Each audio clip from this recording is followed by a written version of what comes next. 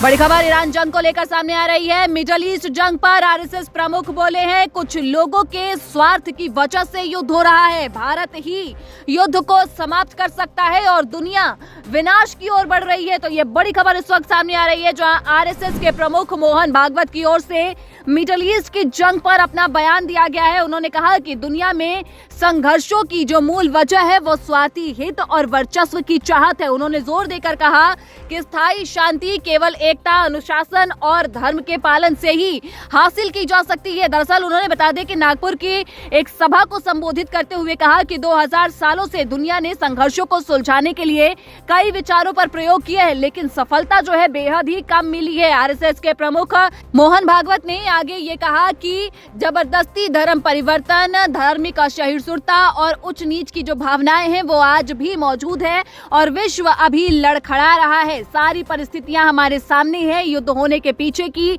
असली वजह है स्वार्थ, वर्चस्व की कलह, मूल में स्वार्थ प्रवृत्ति है। और आगे उन्होंने कहा कि जो भारत है वो मानवता में विश्वास रखता है, जबकि जो दूसरे लोग हैं वो अस्तित्व के संघर्ष को और योग्यतम की उत्तरजीविता में विश्वास रखते हैं। दुनिया को सद्भाव की जरूरत है, संघर्ष की नहीं। दुनिया विनाश के कगार पर है। युद्ध के बीच बार बार देशों से आवाज उठ रही है कि भारत ही अब इस युद्ध को समाप्त कर सकता है, क्योंकि भारत की प्रवृत्ति का ज्ञान अब विश्व को है।